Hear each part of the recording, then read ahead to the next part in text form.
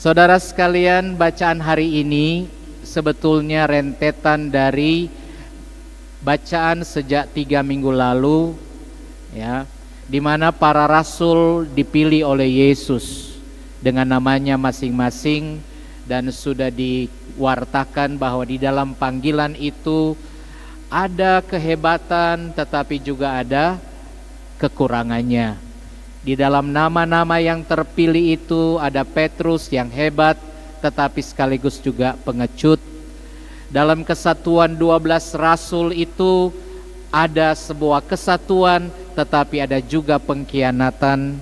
Nah, begitulah dinamika para murid yang dipanggil bukan karena mereka distudikan lebih dahulu lalu diangkat jadi para rasul, tetapi Tuhan mau si A dan dia memilih dengan kelebihan dan kekurangannya. Minggu yang lalu diingatkan bahwa panggilan itu memang tidak senyaman yang dibayangkan mungkin orang. Ya, panggilan menjadi murid atau rasul adalah panggilan seperti yang bacaan sebelumnya yang tidak dibaca minggu lalu, tetapi ada kesatuan dengan bacaan minggu lalu. Yesus menyampaikan, "Lihat, aku mengutus kamu seperti domba ke tengah serigala." Dan karena itu diingatkan akan menderita, tapi jangan takut kepada mereka yang hanya bisa membunuh tubuh. Ya, bacaan minggu lalu kan itu, ya. Takut kepada dia. Ya, saya ingat Pastor Pit pasti ngomong, jangan takut kepada orang yang ketakutan. Ya, para tiran itu adalah orang yang takut. Kenapa mesti takut kepada mereka? Dan hari ini kenyamanan yang diharapkan lebih ditekan lagi karena apa? Yang boleh mengikuti aku adalah orang yang berani memikul salib. Ya, lengkap sudah penderitaan kita. Sudah harus ikut Yesus punya mau, ya, pergi dengan tidak boleh bawa ini dan itu, sudah juga mengalami tekanan. Sekarang tambahannya ialah mengikuti Yesus, harus rela untuk memikul. Berkali-kali dia bilang, siapa tidak memikul salib tidak layak bagiku. Yang mencintai dengan caramu tidak layak bagiku. Itulah sebuah tantangan bagi pergumulan para rasul dewasa ini. Nah, saudara sekalian, mungkin bisa dalam arti apa sabda ini akan menyentuh hidup kita? Pertama, bagi saya memang mencintai seperti yang Tuhan bilang melampaui batas-batas lahiriah, mencintai suami, istri, anak yang seharusnya dan memang sangat baik, itu belumlah garansi ukuran cinta yang Tuhan mau. Karena yang Tuhan mau ialah mencintai di atas cinta yang kita wujudkan dalam kehidupan sehari-hari kepada orang-orang yang kita kasihi, suami, istri, anak.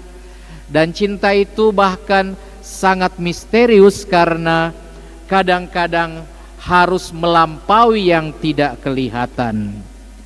Contohnya adalah dalam diri seorang perempuan di dalam bacaan pertama yang melihat Nabi Elisa, dan dia kemudian mulai berpikir, saya bisa mencintai Tuhan lewat hambanya ini yang adalah seorang nabi, dengan membuatkan bangunan, tempat tinggal bagi sang nabi, dan memberi dia makan, minum, dan seterusnya.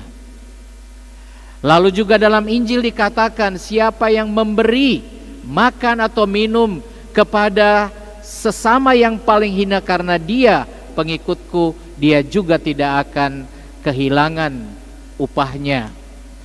Nah, saudara-saudari sekalian, mencintai Tuhan di atas segala-galanya yang bisa diwujudkan dalam perhatian kepada orang-orang yang dengan demikian kita bisa melampaui cinta kepada manusia, juga diperkuat oleh kalau kita membaca misalnya Matius bab 25. tentang pengadilan terakhir. Dan mohon maaf, kali ini saya akan membuatnya lebih jelas dengan sambil menunjuk. Di dalam kerajaan surga nanti akan ada dua kelompok. Domba-domba di sebelah kanan, jadi pakai saja jalur tengah ini sebagai pembatas ya. Domba-domba di sebelah kanan, semua domba termasuk PPA. Kambing-kambing di sebelah kiri. Lalu senanglah yang suster dan kawan-kawan, saya jadi domba. Kenapa suster dan umat di sebelah kanan ini jadi domba? Karena ketika aku lapar, kamu memberi aku capcay, babi tore dan lain sebagainya ya. Tiap hari saya misa, di ujungnya selalu ketika aku lapar, kamu memberi aku makan. Dan ketika saya menolak makan, mereka bilang, pastor pinjam hari, tiap hari pinjam hari ya. Kamu jadi domba. Ketika aku haus, apapun makannya, yang penting minumnya ya, terserah ya.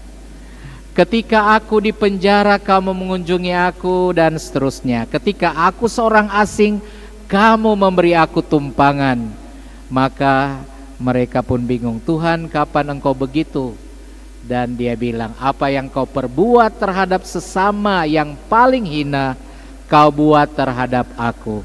Lihat, cinta yang ekstrim tidak hanya untuk anak, istri, tetapi bahkan untuk mereka yang seperti itu yang tidak bisa. Jadi jadilah kalian domba-domba. Sedangkan yang sana protes, kenapa saya jadi kambing? Karena ketika aku lapar, kamu tidak. Ketika aku haus, kamu tidak. Ketika aku di penjara, kamu tidak. Ketika aku orang asing, kamu tidak. Dan mereka protes, kapan Tuhan yang berewokan ya? Saya lihat ada di penjara dan lain sebagainya. Apa yang tidak kau perbuat kepada salah seorang yang paling hina, tidak kau buat terhadap aku. Saudara sekalian, itulah salib cinta kepada Tuhan yang ternyata melampaui dengan harus melihat bahwa di balik sesama yang paling hina, di sana bisa diwujudkan cinta kepada Tuhan secara ekstrim.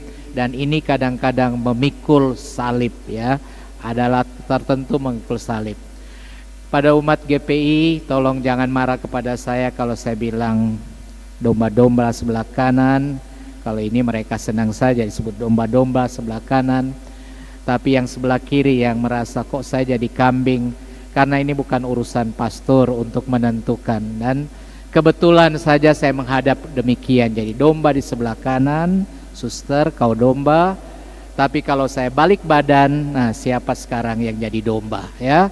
Domba sebelah kanan, kambing-kambing congek ya, lebih congek lagi. Jadi itu urusan nanti ya.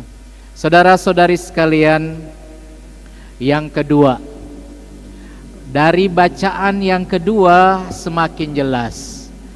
Salib kita juga yang terbesar adalah ketika kita sudah dibaptis, telah mati bersama Kristus, dan kita juga karena itu diselamatkan, sudah bangkit bersama dengan Dia, dan kita tetap setia memikul salib itu. Di mana biarlah terang adalah terang, ya, kehidupan yang benar adalah hidup yang benar, kegelapan dan ketidakbenaran biarlah demikian, dan kita bisa memisahkannya. Ingat, para kudus dan para martir kita sebut sanctus, suci.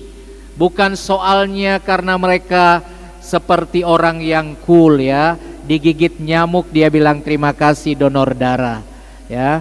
Tetapi orang suci apalagi para martir, darahnya ditumpahkan karena benar adalah benar, salah adalah salah.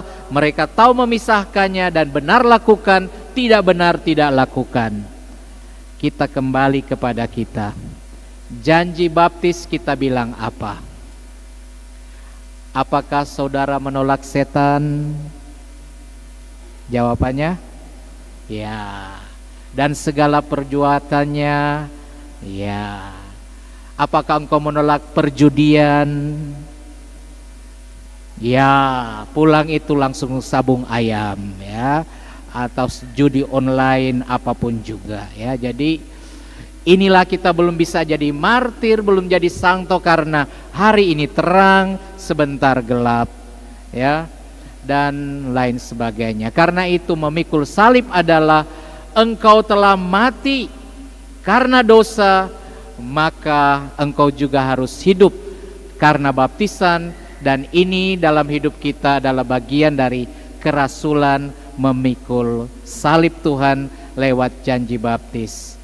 Saya tutup dengan kelakuan saya. Saya ingat lagu ini. Memang bukan lagu di ibadah bakti atau puji syukur, bukan juga lagu yang kita biasa pakai, tetapi lagu ini sangat menekankan tentang mati terhadap dosa dan hidup baru. Dan di situ kita memikul salib Tuhan. Ku telah mati dan tinggalkan cara hidupku yang lama,